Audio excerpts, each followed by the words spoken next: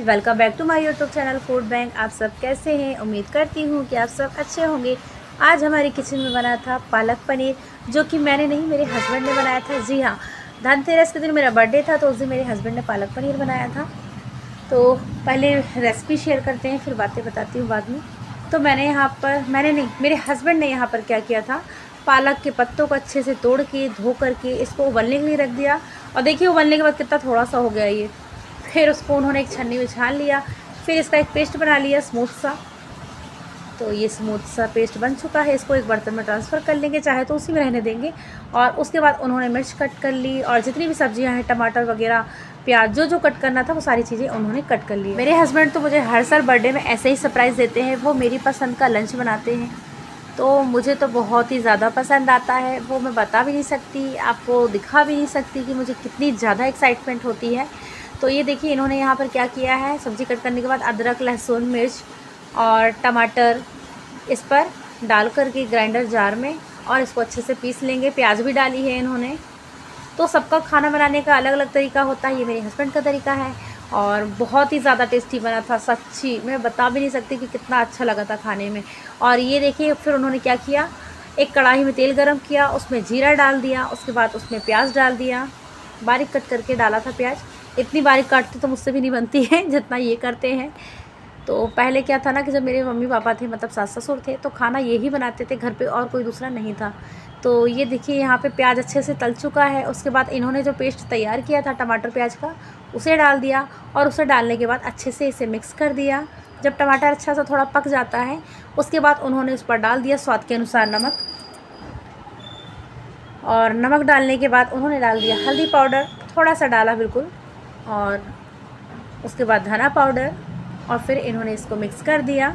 और जब ये मसाला अच्छे से पक गया था, तब मेरे हस्बैंड ने क्या किया, जो पेस्ट बनाए थे भाजी का, उसको इस पर डाल दिया। और भाजी जैसे ही उन्होंने डाला, तो उसमें से भाप निकली और डायरेक्ट कैमरे में पड़ी, जिसकी वजह से आपको वीडियो ब्लर दिख रही होगी।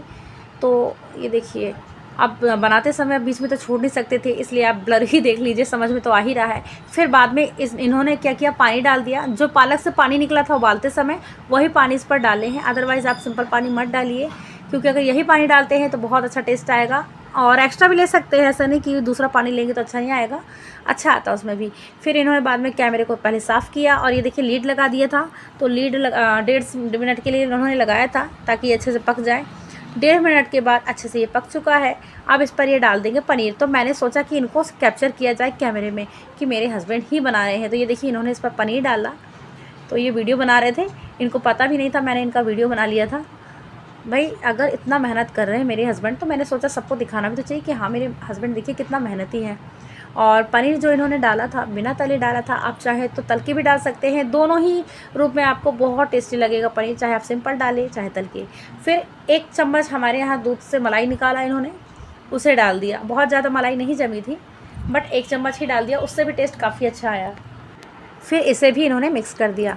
मेरे ससुराल में क्या था ना कि जो मेरे सास ससुर थे, उनकी तबीयत ठीक नहीं रहती थी, तब मेरे हस्बैंड ही वहाँ पर खाना बनाते थे, मतलब मम्मी पापा के लिए, क्योंकि और कोई घर पे था नहीं। बड़ी भाभी जो थी वो अलग रहती थी, और जो मंझले भैया भाभी थे वो लोग बाहर रहते थे, क्योंकि क्या करें उनका भी काम था, तो वो बाहर रहते थे। घर पे यही बस थे, और जो दीदी लोग हैं सबकी शादी हो गई थी, तो खाना यही बनाते थे। लेकिन बहुत टेस्टी खाना बनाते। और सिर्फ ये नहीं, मेरे जो जेठ जी है ना, वो भी बहुत टेस्टी खाना बनाते। मेरे घर में ना दोनों भाई बहुत टेस्टी खाना बनाते हैं। और जो बड़े वाले भैया, वो तो नहीं इस दुनिया में, एक्सपायर हो चुके हैं। तो यहाँ पर भाजी बन चुकी है। एक उबाल आने के बाद पनीर डाल के इन्होंने एक उबाल लाया था। उसके बाद एक बर्तन लिया, तड़का पैन है ये, उस पर इन्होंने 1 बड़ी चम्मच भर के घी डाला। उस घी पर इन्होंने डाल दिया लहसुन, और जब लहसुन थोड़ा सा पक जाए, तब इन्होंने इस पर डाल दिया कश्मीरी लाल मिर्च, खड़ी वाली जो सूखी आती है, उसे।